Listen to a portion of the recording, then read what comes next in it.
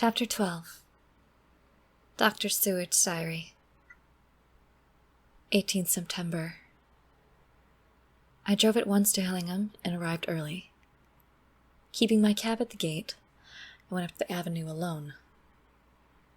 I knocked gently and rang as quietly as possible, for I feared to disturb Lucy or her mother, and hoping to only bring a servant to the door.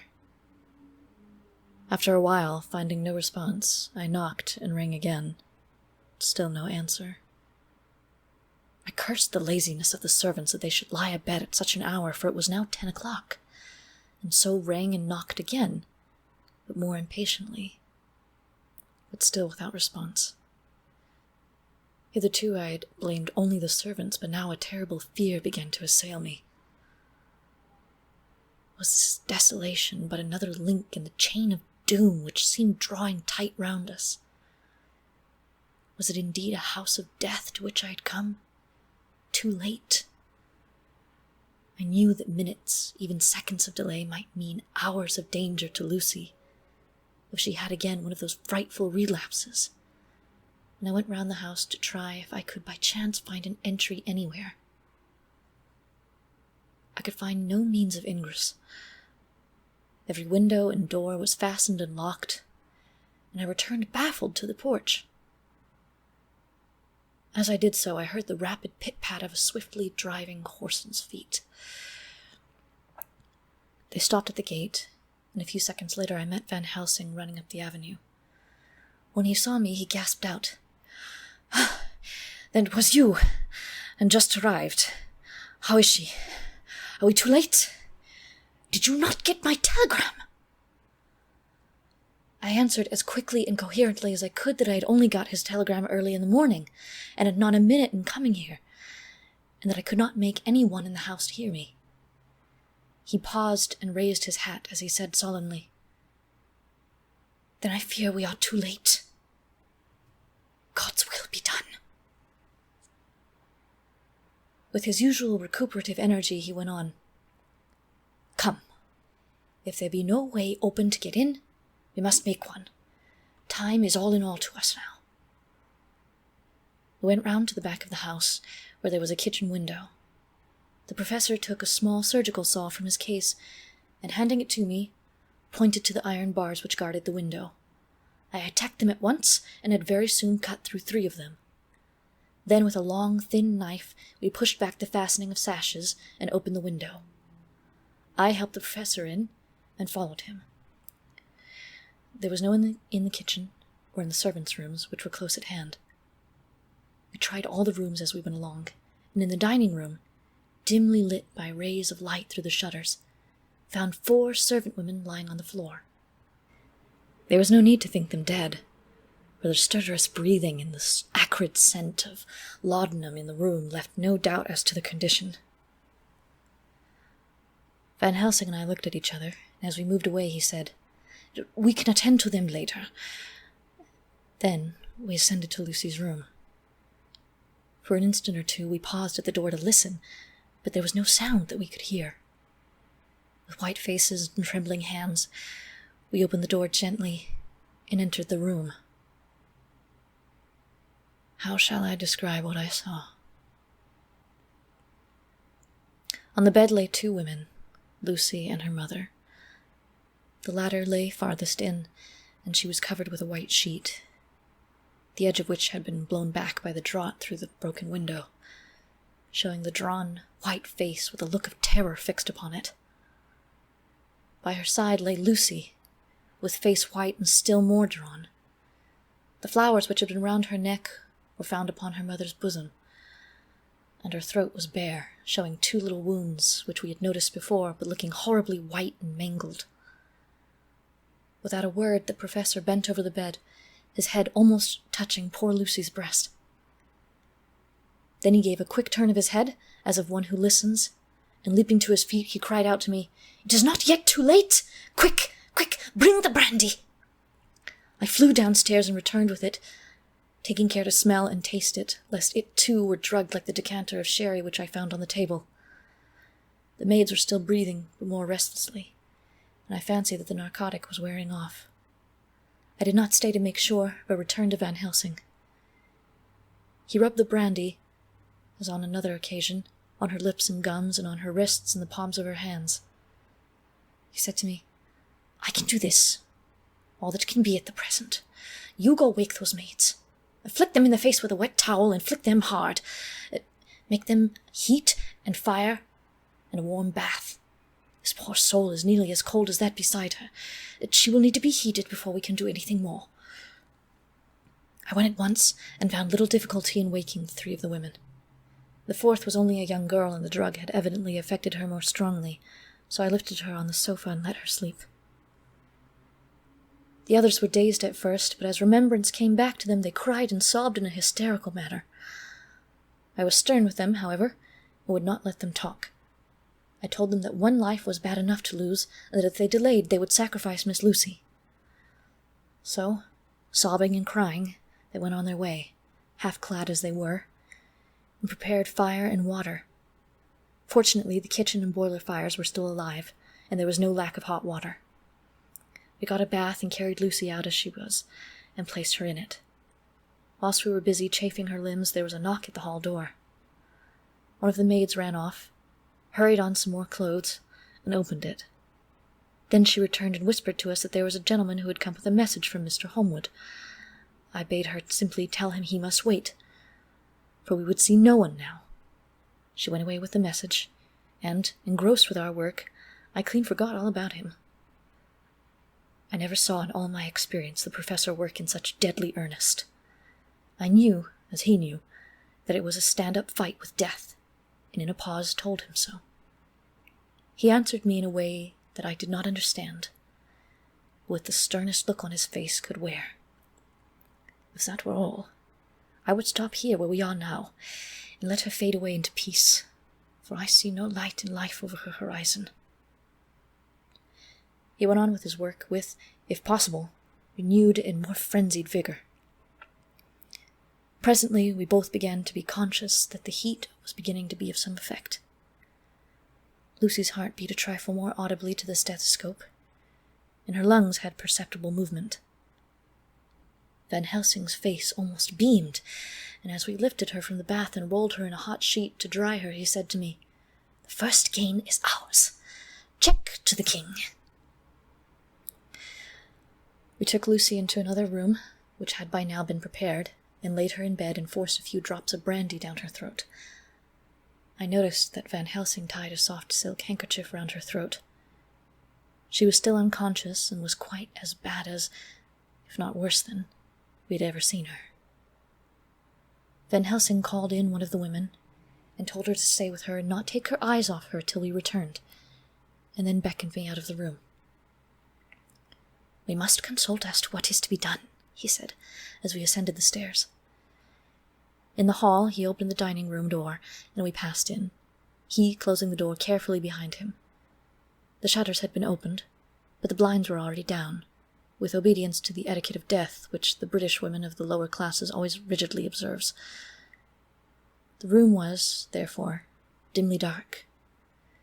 It was, however, light enough for our purposes. Van Helsing's sternness was somewhat relieved by a look of perplexity. He was evidently torturing his mind about something, so I waited for an instant, and he spoke. "What are we to do now? Where are we to turn for help? We must have another transfusion of blood, and that soon, or that poor girl's life won't be worth an hour's purchase. You are exhausted already. I'm exhausted too. I fear to trust those women, even if they would have the courage to submit. What are we to do for someone who will open his veins for her?" "Well, what's the matter with me, anyhow?" The voice came from across the sofa, across the room, and its tones brought relief and joy to my heart, for they were those of Quincy Morris. Van Helsing started angrily at the first sound, but his face softened, and a glad look came into his eyes as I cried, "Quincy Morris!" and rushed towards him with outstretched hands. "What brought you here?" I cried as our hands met. "I'm guessing art's the case."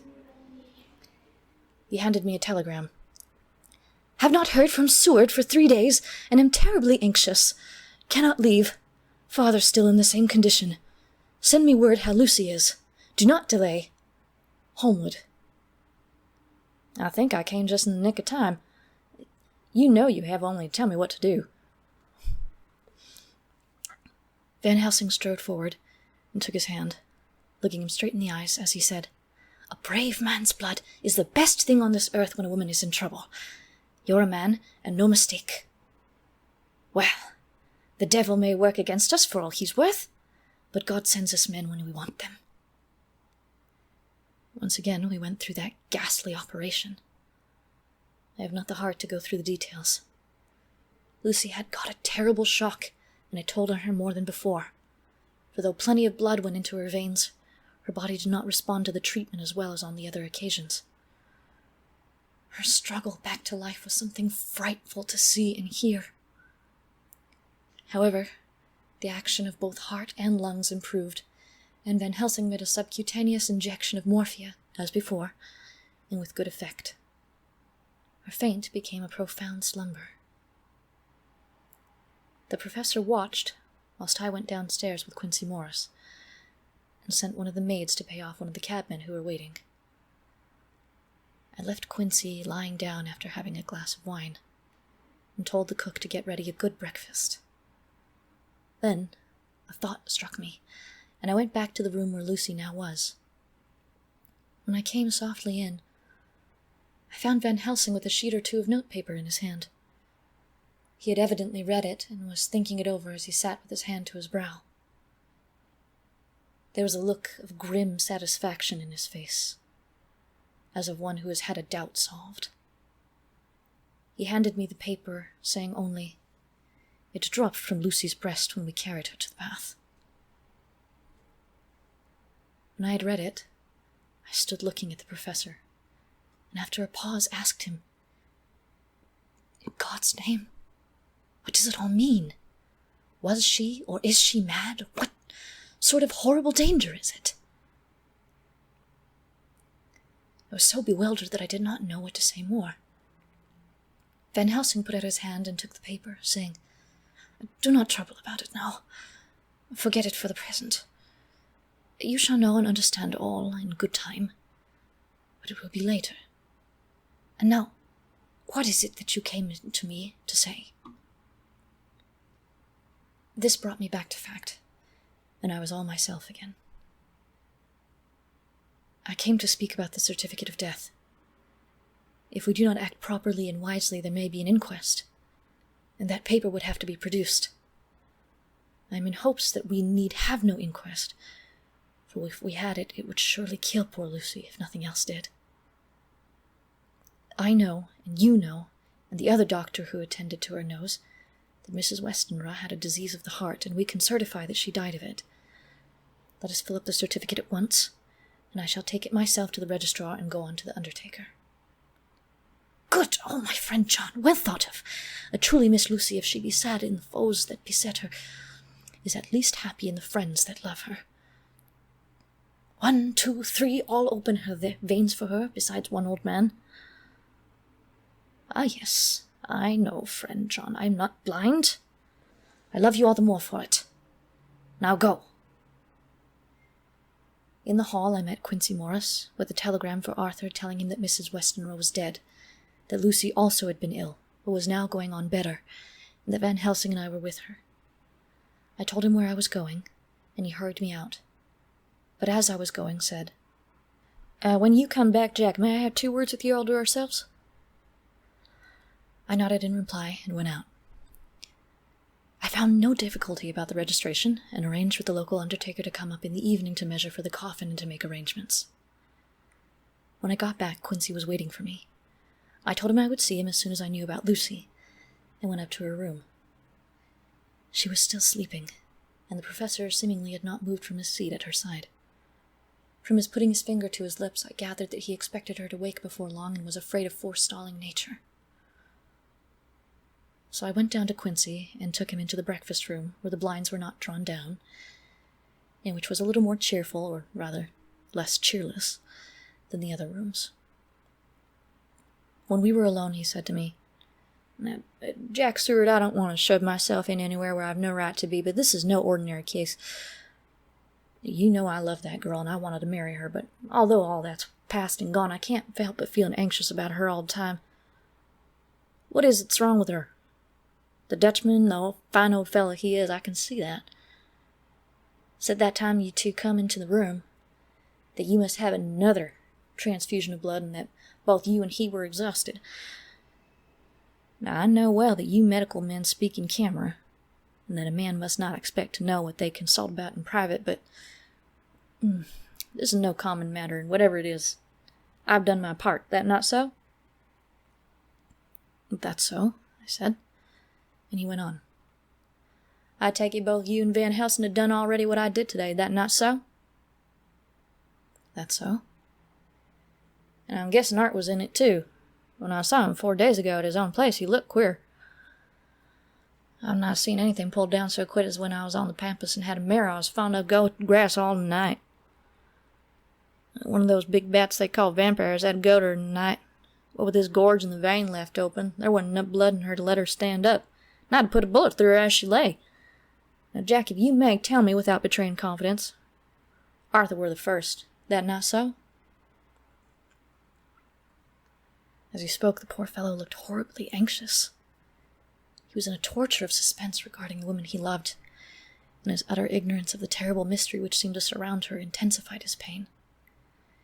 His very heart was bleeding, and it took all the manhood of him. There was a royal lot of it, too, to keep him from breaking down. I paused before answering, for I felt that I must not betray anything which the professor wished kept secret.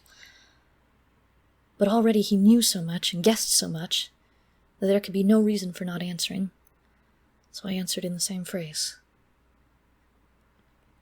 That's so. How long this been going on?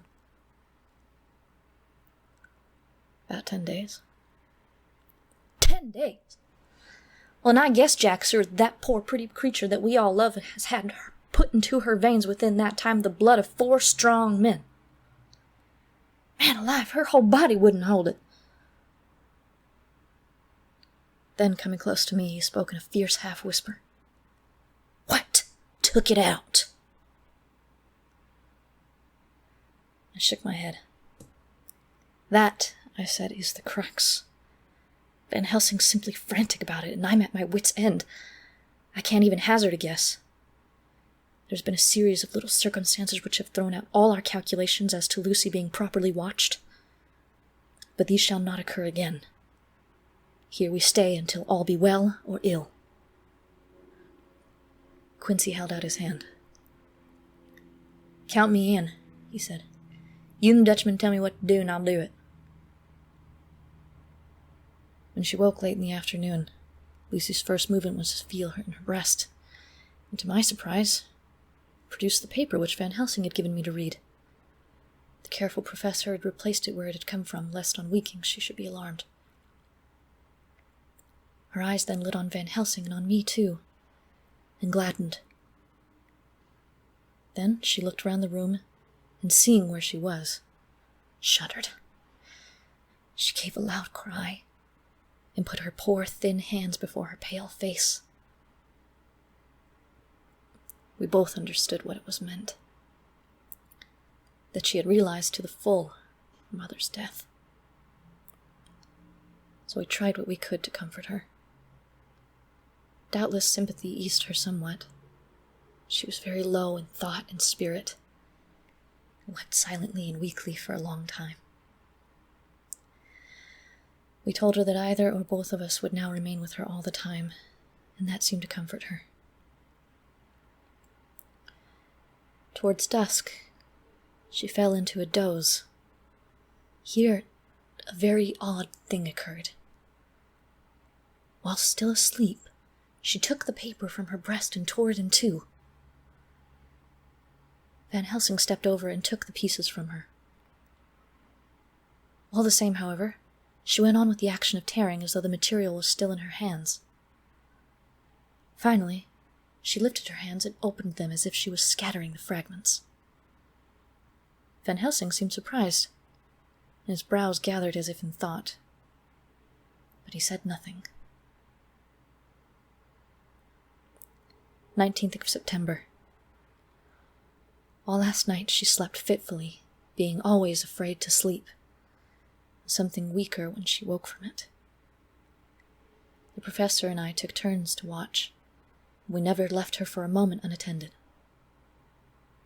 Quincy Morris said nothing about his intention, but I knew that all night long he patrolled round and round the house. When the day came, its searching light showed the ravages in poor Lucy's strength. She was hardly able to turn her head, and the little nourishment which she could take seemed to do her no good. At times she slept, and both Van Helsing and I noticed the difference in her between sleeping and waking. Whilst asleep she looked stronger, although more haggard, and her breathing was softer. Her open mouth showed the pale gums drawn back from the teeth, which looked positively longer and sharper than usual. When she woke, the softness of her eyes evidently changed the expression, for she looked her own self, although a dying one. In the afternoon she asked for Arthur, and we telegraphed for him. Quincy went off to meet him at the station. When we arrived, it was nearly 6 o'clock, and the sun was setting full and warm, and the red light streamed in through the window and gave more color to the pale cheeks. When he saw her, Arthur was simply choking with emotion, and none of us could speak. In the hours that had passed, the fits of sleep or the comatose condition that had passed for it had grown more frequent, so that the pauses when conversation was possible were shortened. Arthur's presence, however, seemed to act as a stimulant. She rallied a little and spoke to him more brightly than she had done since we arrived. He too pulled himself together and spoke as cheerily as he could, so that the best was made of everything. It was now nearly 1 o'clock, and he and Van Helsing are sitting with her. I am to relieve them in a quarter of an hour, and I am entering this on Lucy's phonograph. Until 6 o'clock they are to try to rest. I fear that tomorrow will end our watching, for the shock has been too great. The poor child cannot rally. God help us all.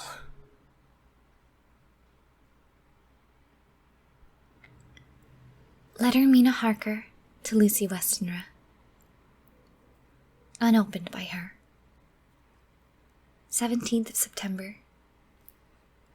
My dearest Lucy, it seems an age since I heard from you, or indeed since I wrote. You will pardon me, I know, for all my faults when you have read all my budget of news. Well, I got my husband back all right. When we arrived at Exeter, there was a carriage waiting for us, and in it, though he had an attack of gout, Mr. Hawkins. He took us to his house, where there were rooms for us all nice and comfortable, and we dined together. After dinner, Mr. Hawkins said, "My dears, I want to drink to your health and prosperity, and may every blessing attend you both. I know you both from children, and have, with love and pride, seen you grow up. I want you to make your home here with me. I have left me neither chick nor child. All are gone, and in my will I have left you everything." I cried, Lucy dear, as Jonathan and the old man clasped hands. Our evening was a very, very happy one. So here we are, installed in this beautiful old house.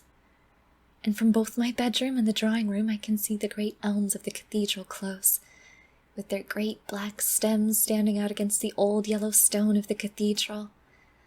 And I can hear the rooks overhead cawing and chattering and gossiping all day, after the manner of rooks and humans. I am busy, I need not tell you, arranging things and housekeeping. Jonathan and Mr. Hawkins are busy all day, for now that Jonathan is his partner, Mr. Hawkins wants to tell him about all the clients. How is your dear mother getting on? I wish I could run up to town for a day or two to see you, dear, but I dare not go yet with so much on my shoulders. And Jonathan wants looking after still. He is beginning to put some flesh on his bones again, but he was terribly weakened by the long illness. Even now, he sometimes starts out of his sleep in a sudden way and awakes all trembling until I coax him back to his usual placidity. However, thank God, these occasions grow less frequent as the days go on, and they will in time pass away altogether, I trust. And now I have told you my news, let me ask yours. When are you to be married, and where, and who is to perform the ceremony, and what are you to wear, and is it to be a public or a private wedding? Tell me all about it, dear. Tell me all about everything, for there is nothing which interests you which will not be dear to me. Jonathan asked me to send his respectful duty, but I do not think that it is good enough from the junior partner of the important firms Hawkins and Harker. And so, as you love me, and he loves me, and I love you with all the moods and tenses of the verb, I send you simply his love instead. Goodbye, my dearest Lucy, and blessings on you. Yours, Mina Harker. Report from Patrick Hennessy, MD, MRC SLK, QCPI, etc., to John Seward, MD. 20th of September. My dear sir, in accordance with your wishes, I enclose a report of the conditions of everything left in my charge. With regard to the patient, Renfield, there's more to say. He's had another outbreak, which might have had a dreadful ending, but which, as it fortunately happened, was unattended with any unhappy results. This afternoon, a carrier's cart with 2 men made a call at the empty house whose grounds are but on ours, at the house to which you will remember the patient twice ran away. The men stopped at our gate to ask the porter their way, as they were strangers. I was myself looking out of the study window, having a smoke after dinner, and saw one of them come up to the house. As he passed the window of Renfield's room, the patient began to rate him from within, and called him all the foul names he could lay his tongue to. The man, who seemed a decent fellow enough, contented himself by telling him to shut up for a foul-mouthed beggar, whereon our man accused him of robbing him and wanted to murder him, and said that he would hinder him if he would swing for it. I opened the window and signed to the man not to notice, so he contented himself, after looking the place over and making up his mind as to what kind of place he had got to, by saying, Lord bless you, sir, I wouldn't mind what was said to me in a bloomin' madhouse. A pity in the governor for having to live in the house with a wild beast like that. Then he asked his way civilly enough, and I told him where the gate of the empty house was. He went away followed by empty threats, curses, and revilings from our man, and I went down to see if I could make out any cause for his anger, since he is usually such a well-behaved man, and except his violent fits, nothing of the kind had ever occurred. I found him, to my astonishment, quite composed and most genial in his manner. I tried to get him to talk of the incident, but he blandly asked me questions as to what I meant, and led me to believe he was completely oblivious of the affair. It was, I am sorry to say, however, only another instance of his cunning, for within half an hour I heard of him again. This time he had broken out through the window of his room, and was running down the avenue. I called to the attendants to follow me, and ran after him, for I feared he was intent on some mischief. My fear was justified when I saw the same cart which had passed before coming down the road, having on it some great wooden boxes. The men were wiping their foreheads and were flushed in the face, as if with violent exercise. Before I could get up to him, the patient rushed at them, and pulling one of them off the cart, began to knock his head against the ground. If I had not seized him at just the moment, I believe he would have killed the man there and then. The other fellow jumped down and struck him over the head with the butt end of his heavy whip. It was a horrible blow, but he did not seem to mind it, but seized him also, and struggled with the 3 of us, pulling us to and fro, as if we were kittens. You know I am no lightweight, and the others were both burly men. At first he was silent in his fighting, but as we began to master him, the attendants were putting a straight waistcoat on him, and he began to shout, I'll frustrate them! They shan't rob me! They shan't murder me by inches! I'll fight for my lord and master! And all sorts of similar incoherent ravings. It was with very considerable difficulty that they got him back to the house and put him in the padded room. One of the attendants, Hardy, had a finger broken. However, I set it all right, and he's going on well. The carriers were at first loud in their threats of actions for damages, and promised to rain all the penalties of the law upon us. Their threats were, however, mingled with a sort of indirect apology for the defeat of the two of them by a feeble madman. They said that if it had not been for the way their strength had been spent in carrying and raising the heavy boxes to the cart, they would have made short work of him. They gave as another reason for their defeat the extraordinary state of drought to which they had been reduced to by the dusty nature of their occupation, and the reprehensible distance from the scene of their labours of any place of public entertainment. I quite understood their drift, and after a stiff glass of strong grog, or rather more of the same, and with each a sovereign in hand, they made light of the attack, and swore that they would encounter a worse madman any day for the pleasure of meeting so bloomin' good a folk as your correspondent. I took their names and addresses in case they might be needed. They are as follows: Jack Smollett of Dudding's Rents, King George's Road, Great Walworth, and Thomas Snelling, Peter Farley's Row, Guide Court, Bethnal Green. They are both in the employment of Harris & Sons, Moving and Shipment Company, Orange Masters Yard, Soho.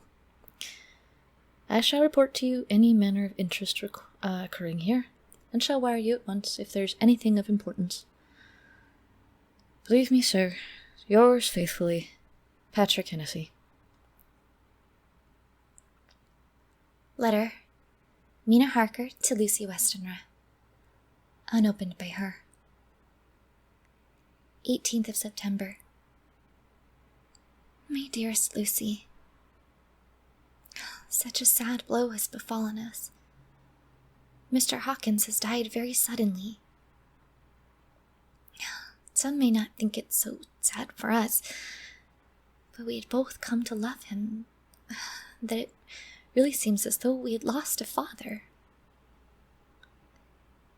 I never knew either father or mother, so that dear old man's death is a real blow to me. Jonathan is greatly distressed. It is not only that he feels sorrow, deep sorrow, for the dear, good man who has befriended him all his life, who now at the end has treated him like his own son and left him a fortune which to people of our modest bringing up is wealth beyond the dreams of avarice. But Jonathan feels it on another account. He says the amount of responsibility which it puts upon him makes him nervous. He begins to doubt himself. I try to cheer him up, and my belief in him helps him to have belief in himself. But it is here that the grave shock that he experienced tells upon him the most. Oh, it is too hard that a sweet, simple, noble, strong nature such as his, a nature which enabled him by our dear, good friend's aid to rise from a clerk to a master in a few years, should be so injured that the very essence of its strength is gone. Forgive me, dear, if I worry you with my troubles in the midst of your own happiness. But, Lucy, dear, I must tell someone, for the strain of keeping up a brave and cheerful appearance to Jonathan tries me, and I have no one here that I can confide in. I dread coming up to London, as we must do the day after tomorrow, for poor Mr. Hawkins left in his will that he was to be buried in the grave with his father. As there are no relations at all, Jonathan will have to be the chief mourner. I shall try to run over to see you, dearest, if only for a few minutes. Forgive me for troubling you. With all blessings, your loving Mina Harker. Dr. Seward's Diary. 20th September. Only resolution and habit can let me make an entry tonight. I am too miserable, too low-spirited, sick of the world and all in it, including life itself, that I would not care if I heard this moment the flapping of the wings of the angel of death. And he has been flapping those wings to some purpose of late. Lucy's mother and Arthur's father, and now... Let me get on with my work. I duly relieved Van Helsing in his watch over Lucy. We wanted Arthur to go to rest also, but he refused at first. It was only when I told him that we should want him to help us during the day, and that we must not all break down for want of rest, lest Lucy should suffer, that he agreed to go. Van Helsing was very kind to him. "Come, my child," he said, "come with me. You are sick and weak, and have had much sorrow and much mental pain, as well as that tax on your strength that we know of. You must not be alone, for to be alone is to be full of fears and alarms. Come to the drawing-room, where there is a big fire, and there are 2 sofas. You shall lie on one, and I on the other, and our sympathies shall be comfort to each other, even though we do not speak, and even if we sleep." Arthur went off with him, and casting back a longing look on Lucy's face, which lay in her pillow, almost whiter than the lawn. She lay quite still, and I looked around the room to see that all was as it should be. I could see that the professor had carried out in his room, as in the other, his purpose of using the garlic.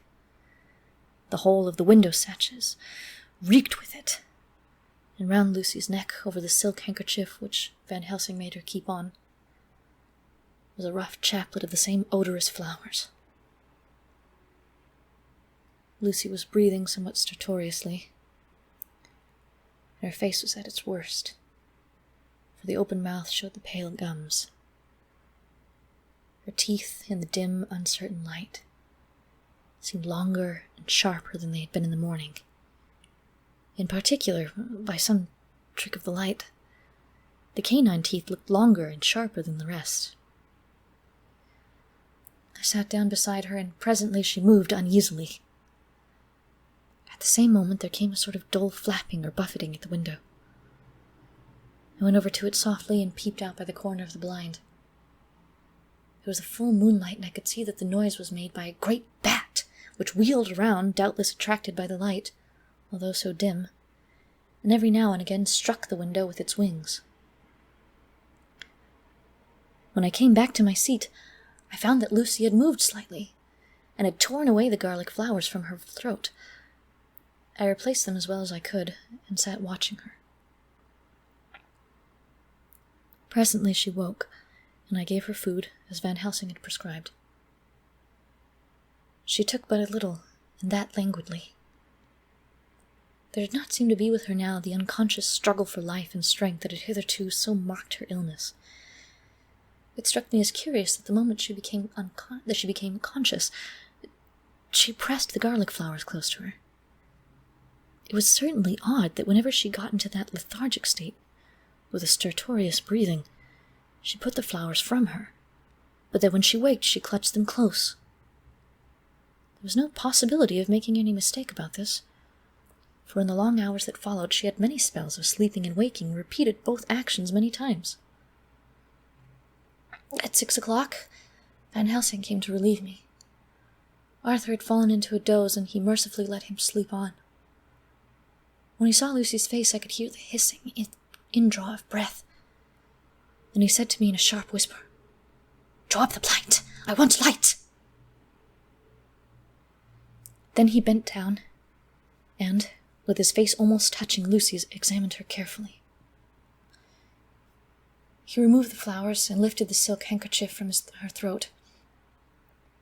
As he did so, he started back, and I could hear his ejaculation, "My God!" as it was smothered in his throat. I bent over and looked too, and as I noticed, some queer chill came over me. The wounds on the throat had absolutely disappeared. For fully 5 minutes, Van Helsing stood looking at her, with his face at its sternest. Then he turned to me and said calmly, "She is dying. It will not be long now. It will be much difference, mark me, whether she dies conscious or in her sleep. Wake that poor boy and let him come and see it last. He trusts us, and we have promised him. I went to the dining room and waked him. He was dazed for a moment, but when he saw the sunlight streaming in through the edges of the shutters, he thought he was late and expressed his fear. I assured him that Lucy was still asleep. I told him as gently as I could that both Van Helsing and I feared that the end was near. He covered his face with his hands and slid down on his knees by the sofa, where he remained, perhaps a minute, with his head buried, praying, whilst his shoulders shook with grief. I took him by the hand and raised him up. "Come," I said. "My dear old fellow, summon all your fortitude. It will be best and easiest for her." When we came into Lucy's room, I could see that Van Helsing had, with his usual forethought, been putting matters straight and making everything look as pleasing as possible.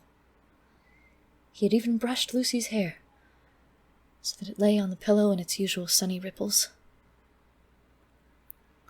When we came into the room, she opened her eyes, and seeing him, whispered softly, "Arthur! Oh, my love, I'm so glad you've come." He was stooping to kiss her when Van Helsing motioned him back. "No," he whispered. "Not yet. Hold her hand. It will comfort her more." So Arthur took her hand and knelt beside her. And she looked her best, with all the soft lines matching the angelic beauty of her eyes. Then, gradually her eyes closed, and she sank to sleep. For a little bit her breast heaved softly, and her breath came and went like a tired child's. And then, insensibly, there came this strange change that I had noticed in the night. Her breathing grew stertorous, the mouth opened, and the pale gums, drawn back, made the teeth look longer and sharper than ever. In a sort of sleep-waking, vague, unconscious way she opened her eyes, which were now dull and hard at once, and said in a soft, voluptuous voice, such as I had never heard from her lips, "Arthur! Oh, my love, I'm so glad you've come. Kiss me." Arthur bent over eagerly to kiss her, but at that instant Van Helsing, who, like me, had been startled by her voice, swooped upon him and, catching him by the neck with both hands, dragged him back with a fury of strength which I had never thought he could have possessed, and actually hurled him across the room. "Not on your life," he said, "not for your living soul and hers." And he stood between them like a lion at bay. Arthur was so taken aback he did not for a moment know what to do or say. And before any impulse of violence could seize him, he realized the place and the occasion, and stood silent, waiting. I kept my eyes fixed on Lucy, as did Van Helsing, and we saw a spasm as of rage flit like a shadow over her face. The sharp teeth clamped together. Then her eyes closed, and she breathed heavily. Very shortly afterwards, she opened her eyes in all their softness, and putting out a poor, pale, thin hand, took Van Helsing's great brown one, drawing it close to her. She kissed it. "My true friend," she said, in a faint voice, but with untellable pathos. "My true friend, and his. Oh, guard him. Give me peace." "I swear it," he said solemnly, kneeling beside her and holding up his hands as one who registers an oath. Then he turned to Arthur and said to him, "Come, my child, and take her hand in yours, and kiss her on the forehead, and only once." Their eyes met instead of their lips, and so they parted. Lucy's eyes closed, and Van Helsing, who had been watching closely, took Arthur's arm and drew him away. And then Lucy's breathing became stertorous again. And all at once it ceased. "It is all over," said Van Helsing. "She is dead." I took Arthur by the arm and led him away to the drawing room, where he sat down and covered his face with his hands, sobbing in a way that nearly broke me down to see. I went back to the room and found Van Helsing looking at poor Lucy, and his face was sterner than ever. Some change had come over her body. Death had given back part of her beauty, for her brow and cheeks had recovered some of their flowing lines. Even the lips had lost their deadly pallor. It was as if the blood, no longer needed for the working of the heart, had gone to make the harshness of death as little rude as might be.